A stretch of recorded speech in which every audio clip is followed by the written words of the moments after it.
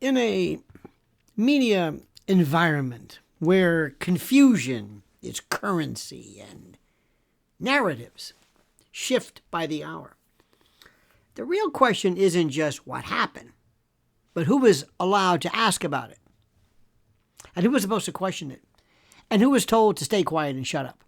See, that's the tension driving everything right now. See, at the center of it stands, of course, Candace Owens. Candace Owens, a figure who has become less a commentator and more a lightning rod for a deeper frustration that has been building for years because she dares to question the truth. She's not operating within the traditional rules, within the traditional boundaries of political discourse. Nay, nay. She's testing them, constantly pushing them, and in many cases, ignoring them altogether. And that's what we love. And that is precisely why she commands the level of attention and respect and loyalty that she does, like no one else. And many people hate it. And what makes this moment so volatile is not simply disagreement. It's the collision between two models of influence. On one side, a direct-to-audience model where trust is built through perceived authenticity and consistency. On the other, a more traditional model where credibility is tied to, let's say, position and proximity and institutional alignment, okay? Not legitimacy, not authenticity, not probative, provable authenticity. Now, when those two models collide, friction is inevitable, of course, and that friction is exactly what we are seeing played out in real time before us. The discussion surrounding Meghan McCain, I know, well, anyway, I'll go with it. The discussion anent and surrounding Meghan McCain and Erica Kirk illustrates how quickly narratives can become tangled when, for lack of a better word, personalities and legacy and speculation all kind of intersect and collide and explode and implode. Allegations, counter-allegations, and interpretations of past relationships have all kind of entered the conversation. Now, some of these claims are serious, and some are speculative, and some remain entirely unverified and spacious. Now, that distinction matters, especially in a moment where the speed of information and data and accusations often outpaces the ability to confirm it. Candace Owens, her approach has been to lean into questioning, to challenge what she sees, what she believes, what she perceives as inconsistencies, as falsehoods, as lies, and to refuse to accept surface-level explanations. She has the guts and the temerity and the intrepidity to say, I don't buy this. I want to go deeper. And that approach resonates with an audience that increasingly believes that important details are often overlooked or, in many cases, deliberately ignored. Now, at the same time, it draws sharp criticism from those who argue that speculation without evidence risks distorting the very truth it seeks to uncover. If that's what happens. And it doesn't. See, this is where the broader issue comes into focus. The debate right now is no longer just about individuals. Oh, no. Well, somewhat, but not really. It's about the rules of engagement themselves, the rules of the road. How do you do this? See, what constitutes a legitimate question? That's the question. A legitimate question, a valid question. When does inquiry or question cross into accusation? And who gets to decide? In my book, so what? Let's say it does. What's the big deal? Now, critics, and there are many, they're also called jealous and pathetic, but anyway, critics of Candace Owens argue that some of the connections between suggested, lack substantiation in and can lead audiences towards conclusions that are, well, like they like to say, not supported by verified facts. And here's the thing. The facts will never be verified. There's nothing she can say that will ever meet their satisfaction. Never. So they complain about it, but there's nothing she can do because they hate her. They hate her, and they're so jealous of her, it drips.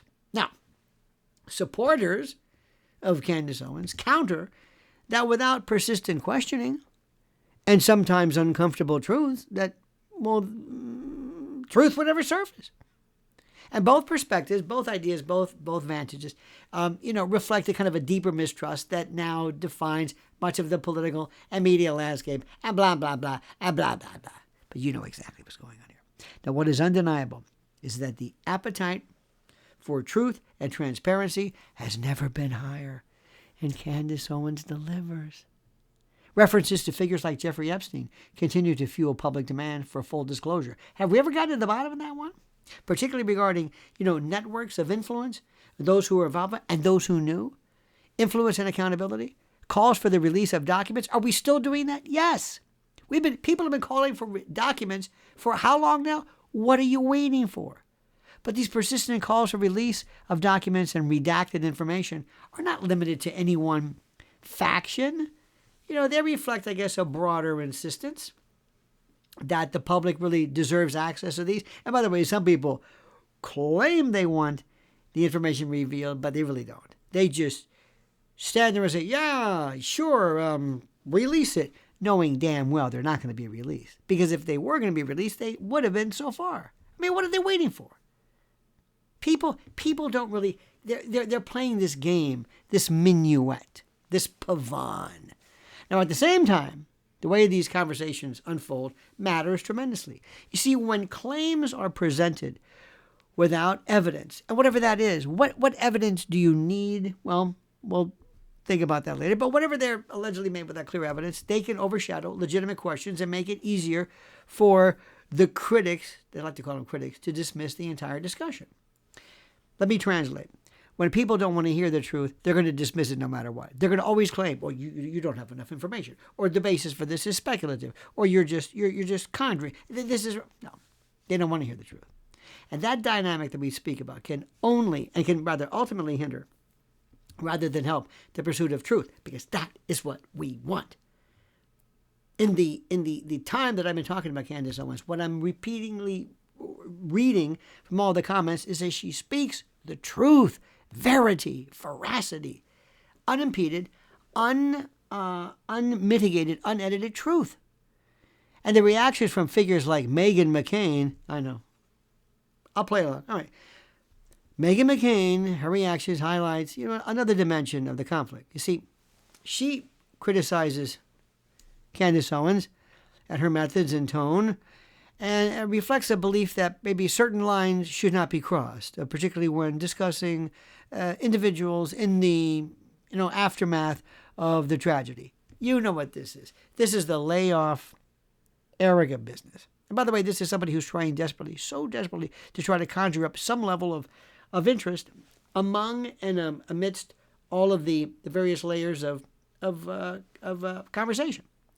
I mean, I don't blame Meghan McCain. Who the hell is Meghan McCain? Seriously. What?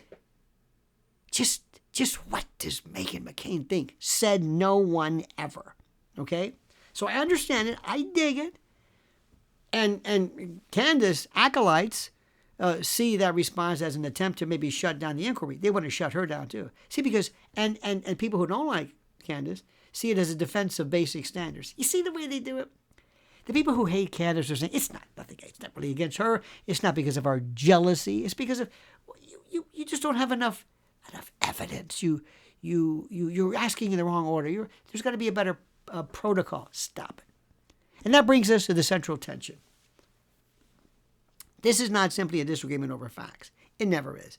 It is a disagreement over how facts are pursued and how they're presented and how they're challenged and what constitutes a fact and what allows for somebody to be able to speak and ask questions without trespassing against and regarding some particular rule that somebody else conjured up. Erica Kirk's position adds yet another layer, if you can believe this, stepping into a leadership role all of a sudden under extraordinary circumstances, namely that nothing that she's basically equipped to handle. She faces scrutiny not only for decisions that she's made in the present, but for perceptions shaped by events of the past, including a litany, a veritable endless series of lies and distortions and prevarications and fables and fantasy that still boggle the mind.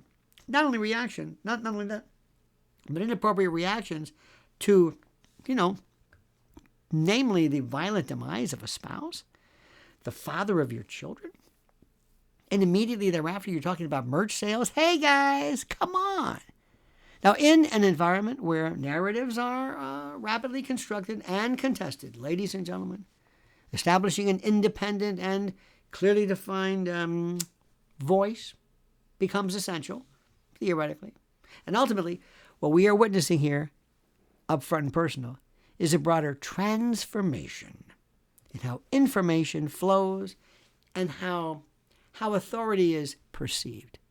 You see, the traditional gatekeepers no longer hold the same level of control or the ability to hold things back. Individuals with large platforms can shape narratives directly, national narratives, international narratives. They can shape them directly, bypassing established channels, whatever that means. Now, that shift creates both opportunity and, as some people say, risk. Opportunity for voices that might otherwise be marginalized or not heard. Voices of the truth. Risk, they claim, when the mechanisms for verification struggle to keep pace. What the hell are the mechanisms for verification? They always talk like there's this filter that you have to apply. No. It's the same people who talk about misinformation, disinformation, bad information. They love that. Why don't you just tell it and let the public decide? But I digress. You see, the public, speaking of the public, is left navigating this complex landscape where it is believed that confidence in traditional sources has eroded, putting it mildly, but no universally trusted alternative has fully taken its place. Well, I beg to differ, but anyway. In that particular vacuum, figures like Candace Owens gain influence, not just because of what they say, but because of how they say it, and what they are willing to challenge, and how they are perceived by the audience, and how they are loved, and how they are followed, and how their words are absorbed. You see, my friend, the key question moving forward is whether this model leads to greater clarity or deeper confusion. Does relentless questioning bring us closer to truth? Or does it create a cycle where certainty becomes increasingly elusive? So what? Those are the risks. Now, one thing is clear, they say. The demand for answers is not going away, and I would certainly hope not. And neither is the debate over how those answers are presented and how they should be pursued. Now, let me put it to you this way. You're going to see people come out of the woodwork. People you've never heard of before. Meghan McCain? Good for her. Come on in, Double M. Come on in. Say what you want.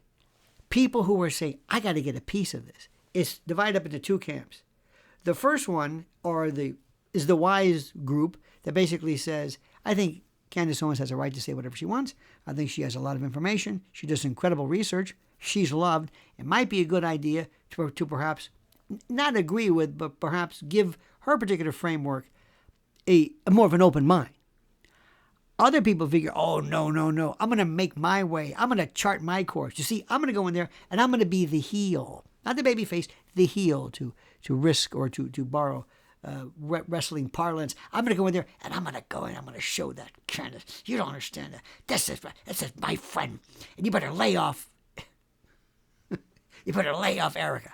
You better lay off. You know how many times people have said this? It's old. So not only does it not resonate, as the great George W. Bush would say, nobody's listening to it. Look, it comes down to simply this. If you don't know anything that Erica Kirk has ever said, if you are unaware of when she said it, how she said it, and how her life story, how the provenance, the biography has changed, how she, on the moment, has just come up with new variations of reality, a.k.a. lying, mendacity, prevarication, whatever you want to call it. If you're not aware of this, you might want to consider, Meghan, you might want to consider before you get in here.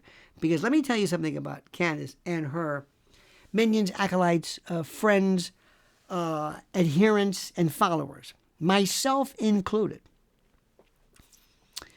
We know the facts inside and out.